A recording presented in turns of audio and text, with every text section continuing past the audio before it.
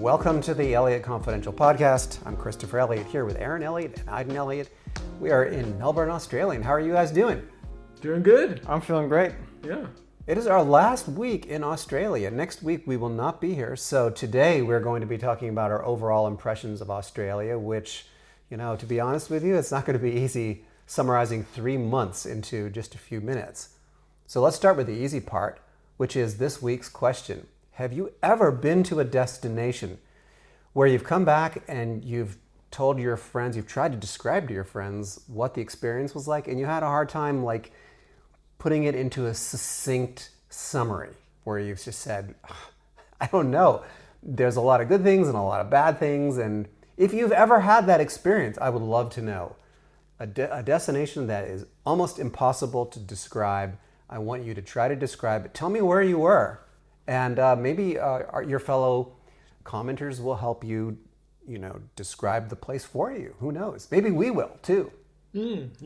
Have you ever been to, other than Australia, have you ever been to a place that you didn't think you could describe? Are we supposed to answer that at the end of the podcast? Oh, I don't know. I know that I have. Yeah, we'll get to that. We'll definitely get to that. But first, we've had a very active week here. Very busy week. Mm-hmm. Yep.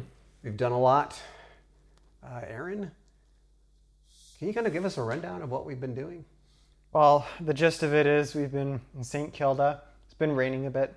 We've been walking around the park where they had the Formula 1. So they had a Grand Prix here, and we've been hearing that, of course. You've probably heard of that already. Walking up and down the beaches. We've gone into town a couple times to do some tours. And beyond that, we've just been also eating our way through this place, doing whatever might be interesting towards things. Okay, we did a tour early this week on Monday of the Great Ocean Road, and unfortunately, Iden couldn't join us because he had a lot of schoolwork to do. So you and I went. What did you think of the Great Ocean Road, Aaron? Well, it's very interesting because it was a highway, kind of like Highway 1 in California, Yeah, and it goes along the coast, so that makes it unique. But this was particularly open for tourism. And, it's sort of a long, windy road. Reminds me a lot of Highway 1. Yeah, it's like California. The only thing I would say is it's just a little bit less developed, probably. And you're probably going to like it, though, if you really like surfing, because there are some very historic places in the history of surfing on Great Ocean Road. And so I think that if you really like surfing, that's definitely a place to be. The Great Ocean Road runs just outside Melbourne, and it runs along the western coast. It's very, very similar to Highway 1 in California, except that they have kangaroos, wallabies, parrots. They've got lots and lots of these white cockatoo parrots. Yeah. Very loud, and ferns. They have koalas. We saw koalas. Yeah. You missed the koalas, Iden. Koalas are very slow and they don't do very much. They're just cute. Yeah. Apparently, if you take eucalyptus leaves off of a tree, put it on a plate and put it in front of a koala, it will not eat it. Must be fresh. Because it doesn't recognize it as food. And also, eucalyptus leaves aren't actually very healthy for koalas, even though it's the only thing that they eat. They're actually just addicted to it. Koalas used to eat other things that were more nutritious, but apparently they just started eating eucalyptus leaves and they got addicted to it, and now that's the only thing that they eat. It's actually so bad for them that's the biggest contributor to the reason why they sleep for the majority of the day. It's because they have so little energy from only eating eucalyptus leaves. Yeah, they're not very high in nutrition, and koalas are not the smartest animals. I think they have a brain that's like the size of a small, it's not actually walnut. Their brains It's not a walnut, it's smaller than that. Smaller than a walnut, okay. Their brains are not only small, they're actually super smooth. Oh, really? I just didn't know that. The more folds in your brain, the more apparently, the more neurons there are. Mm-hmm. And their brain, if you take it out of their head, and you, I guess, do some sort of autopsy, it's 100% smooth, completely smooth on the surface. Oh, interesting. Yeah. I don't want anyone to take my brain out. I don't want to find out. So we did the Great Ocean Drive, and that was, I think that was a nice kind of full day experience. But then we also did a few other things. Well, what else did we do? We hit a couple of art exhibits, and then we also went to the Melbourne Cricket Club. Iden, you were with us for that. What did you think of the Melbourne Cricket Club? This is a huge stadium here in Melbourne where they play cricket. I think the most interesting part of that club for me was the club itself. It wasn't even the stadium. We got to see the box seats. That was cool. We got to see the lounge for the club members. That was also cool. But really, the most interesting part for me was other benefits of being in the club. For instance, if you go over to Canada and you go to their football club, you actually get all the perks of a regular member. But in Canada, they pay 10,000 Canadian dollars, and here they pay 800 Australian dollars. And you get to go to all the Taylor Swift concerts, too. All the Taylor Swift concerts, all of the games. And, it's a lot cheaper, but it's a much longer waiting list. And so our guide had been a part of the club for a while, and he was going on about all the benefits, and there are a lot of benefits. If you get a chance to get into that club and you like sports a lot, and maybe you're going around to other international clubs that are maybe more expensive, it is 100% worth the money. It's just very hard to get in. Yeah, I think that if I lived in Melbourne, I would become a member because you do have so many benefits. But, this guy, our tour guide, was trying to sell us on joining, and we were going, well, we don't really live here. So after that, though, we went to an exhibit called Rone, and it's in a tower right near the train station, and it was the artist Rone, I should say, which is really something that unlike anything we'd ever done before. It is each room is kind of done in a very liminal way, and then there's a large projection art on the wall of a young model's face, and I just thought that this was kind of one of those mind-bending experiences that I've never seen before. What about you, Aaron? It's kind of like being inside Photoshop. So if you went to the gallery, the gallery has all of the images of what these look like, taken by the artist. That's the artist's interpretation of it. But it's actually not some just random image and then everything's plastered onto it. It actually exists. So all of those images that you see online is like an actual room that was taken they took a photo of, which means that it's a lot more work, but also it's a much more, it's a much more interactive exhibit because you basically get to see all of the different things that contributed. So for example, there was this room full of old sewing machines that had been broken and whatever else not. And then of course there's the model's face sort of plastered on the wall. Yeah, it's the same model for everywhere, yeah. This happens at the Flinders Street station. Apparently there was that tower upstairs had been abandoned for a long time. No one was in there, and then they came in, cleared it out, and they created this art exhibit. Your thoughts on that, Iden? Oh, yeah. Well, here we talk about liminal spaces all the time. When you walk through airports, certain sections of the airport that maybe are closed at the time, they look like a liminal space. Imagine, for the listeners out there who don't know what a liminal space is, Google has some great images, but it's just very depressing. If we were to describe it, it would be a very depressing, abandoned, transitional space. So a hallway between airport terminals, an office, a section of an office that's run down. Maybe it has old wallpaper. Definitely a big part of liminal spaces is yellowing plastic. But this is a very particular type of liminal space because it's from the 1920s. It's a very old style. It's about 100 years old. Now, I should say the exhibit is called A Miracle Constantly Repeated. Rone actually is the name commonly given to the exhibit, but Rone is also the name of the street artist who painted these faces on walls and then added these 1920s type exhibit. Displays there, and people were spending a lot of time searching for meaning, and I don't know, it's a street artist. I don't know if the street artist had any deeper meaning, just decided to paint faces on the walls. Anyway, there you go. So overall, guys, what did you think of Melbourne? I think Melbourne is a really interesting city. Definitely one of my favorite Southern Hemisphere cities. And I think I could come back here. It's an interesting city. I wouldn't say it's the best city ever. I mean, for example, if you're in the States, I would say, well, if you're closer to LA, go there. Or if you're closer to Orlando or Miami, yeah, go there. You're going to have a better time there probably than in Melbourne.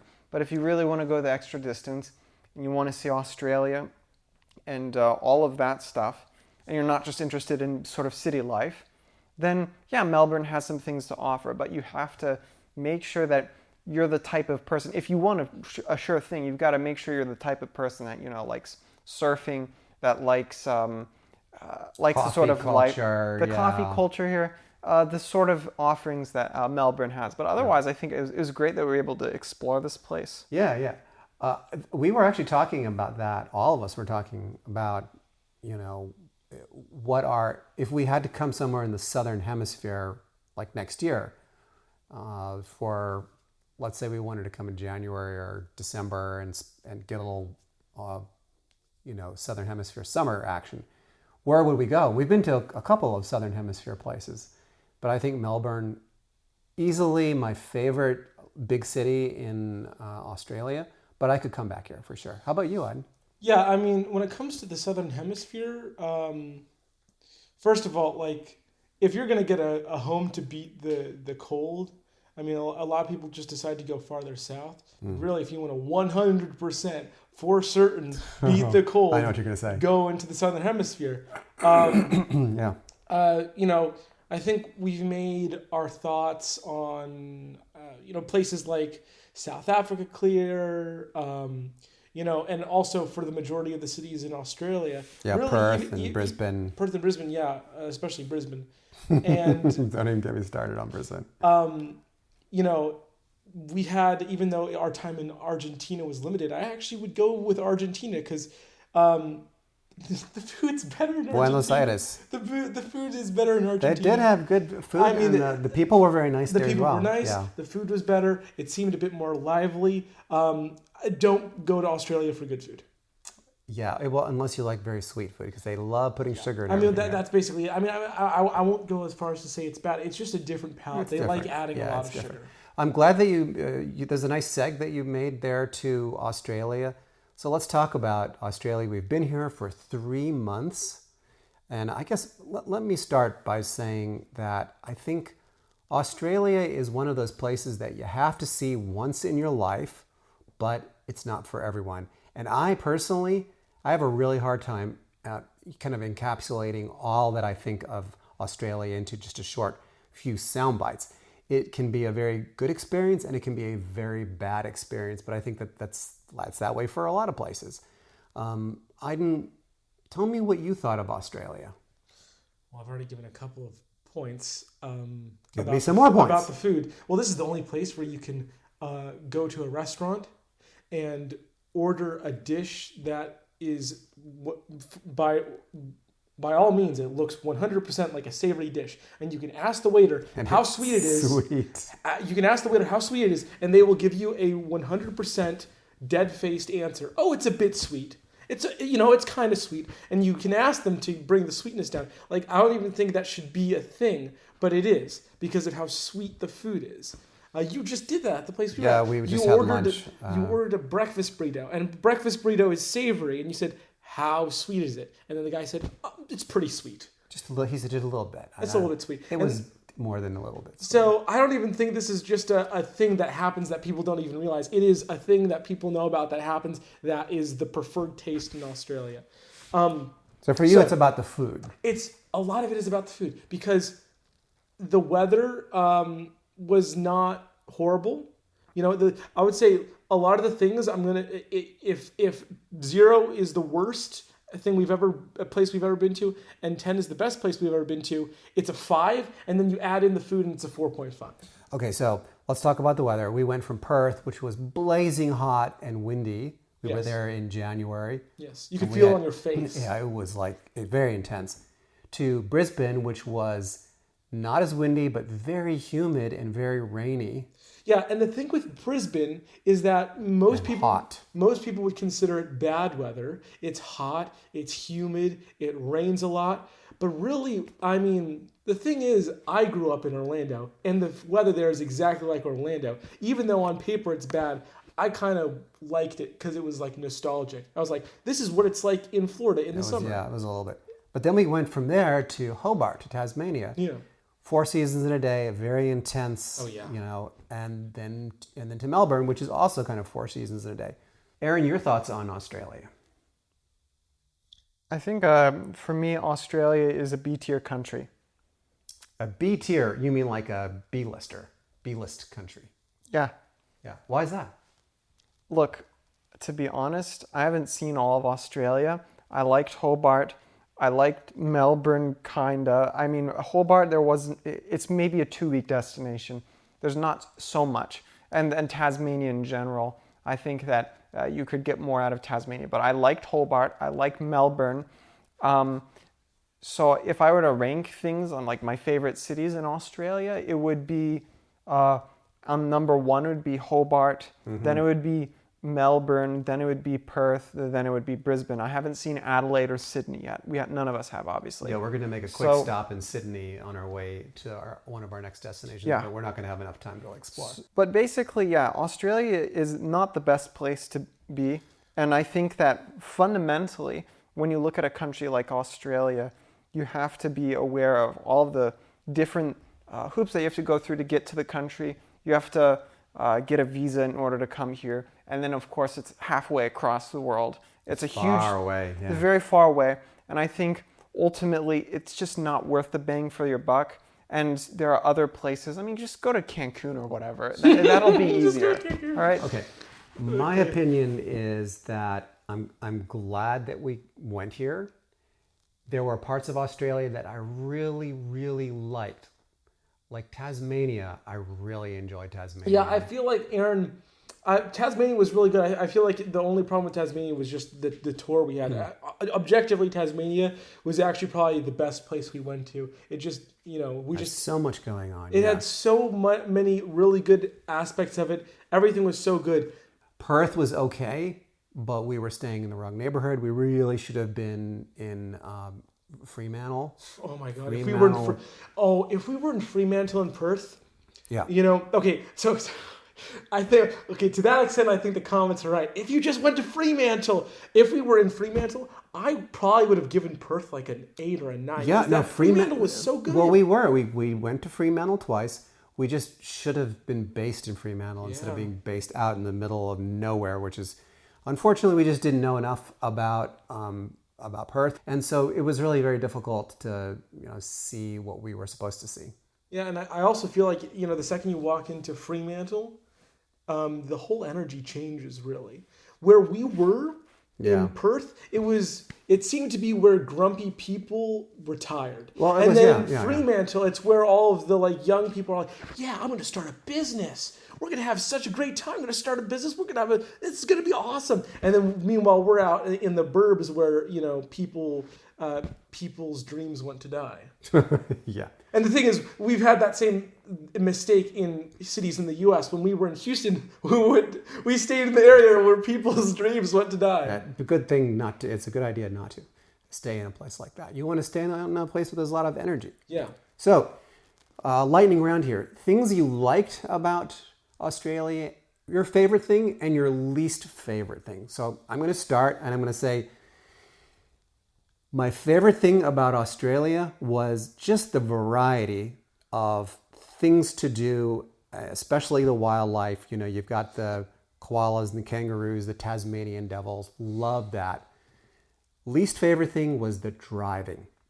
I think that the movie Mad Max, which was filmed in 1979, not so far from here, it's actually a reality-based movie. The Australians are insane drivers. When they see you trying to cross the road, they will accelerate and aim for you. I have literally seen people get hit by cars here, or actually saw the aftermath of that.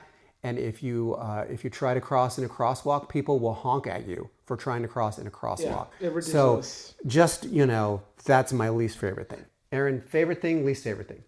Flora and fauna. Also, they've got a good fungi scene in Tasmania. Least favorite thing is 20% of people here are mentally ill, and it definitely shows. Oh my God. Oh, wow. Ouch. Okay. Wow. Jesus Christ. We missed you. You have to give us your least favorite thing. My favorite thing about Australia, okay, and this might be a little bit of a general answer, but I would just say the entirety of Fremantle. I just really liked Fremantle. Okay. That is the one place I would come back to Australia for. Like, okay, Fremantle and Tasmania. Those are because Tasmania was also really good. It was just unfortunate how things were put together in Tasmania, but really Tasmania and Fremantle were two really good places. I would revisit just those two places in Australia. My least favorite, it is a toss-up between the driving, like you said, and the food. The food is saccharine sweet. It's really, really, you get sick of it very quickly. Actually, I think I was sick of it the second I tried it because I don't like sweet, savory food. If a food is supposed to be sweet, make it sweet. If it's supposed to be savory, make it savory. Don't make the savory food sweet, please. And also, don't try to run me over. Thank you. Okay. Good one. Yeah. Please don't try to run Iden over if you see him in the road in Australia somewhere. It's even more confusing because they drive on the wrong side of the road. So you look in the wrong direction anyway. It's very confusing. Yeah. So our question of the week, and I'll repeat, have you ever been to a place where you're at a lack of words to actually describe that place? You're at a loss of words. Yes. You're speechless. You're like, I don't know how to explain this to people. Yeah. And just like us this time. Yeah, exactly. And so our last question of the week, Dad. Last week, we asked for your favorite crazy weather destination, and we had a lot of really interesting responses. Kay says Calgary, Alberta can have some crazy weather, particularly when a Chinook rolls in and we go below 0 Celsius to a nice day. 0 Celsius, that's very cold. The temperatures have been known to jump 20 degrees in the space of 1 hour. I love Calgary. It's been a long time since we've been to Calgary, and we're going to go back soon. KP says, I live in West Virginia. We can easily experience in the shoulder season, such as now, sun, snow, more sun, snow, all gone due to warm up, drop in temperature with incoming rain, all in one day. Although it's mostly all in 1 week that we have 4 seasons that are experienced. I have not experienced that schizophrenic West Virginia weather, but I have heard about it, and we may be in that area sometime soon. Mickey says Melbourne is definitely known for food and especially coffee. It's a scene unto itself. As for weather, Michigan, she says, regularly gets everything except hurricanes, and even they visit once in a while. I was just going to say, you never know. We've been having such wacky weather. You might have a hurricane up there at some point. Mickey also mentions Alexander McQueen was known to Lee as his friends. We had mentioned the McQueen exhibit, and she says he was an unmistakable talent and is much missed. Mickey, if you knew him personally, we did not mean to be offensive when we were talking about him, but some of his outfits are really difficult to describe, so I think that was our challenge. If his stuff was a country, it would be very difficult to say. Exactly. So, make sure to leave those comments down below, guys. And Larry says, weird weather. You mentioned Rapid City. I assume that's the one in South Dakota. Yeah, that is the one that I mentioned. Did I say North Dakota? Oh, well, whatever. No, we said South Dakota. I thought I said South Dakota. At any rate, I'm bringing this to your attention. Many years ago, and I'm certain continuing yet today, are temperature inversions, a vertical rotation of much warmer high-up air and much colder ground air that occasionally occurs along line from Billings to Rapid City to Denver and then south into New Mexico, following the foothills of the Rocky Mountains. They do get crazy weather in that part of the country, and we've been there when that's happened. So I'm sure that when we go back, we'll have a lot to talk about. I think we're going to be back at some point in the pretty near future. We loved your comments. Thank you so much. Remember, this week we have the impossible to describe destination. Please leave your comments, and we will read them next week. So where are we off to next, guys? We're going to go to Christchurch. Christchurch, New Zealand. That's right. Yeah. So we'll be reporting next week from New Zealand. I really have no idea what to expect there. We are going, it's our first time, and we don't know a soul, so it's going to be really interesting to see what happens. So in the meantime, we will see you reporting from New Zealand next time, and have a great week, everyone. Say goodbye, guys. Ciao. Ciao, ciao.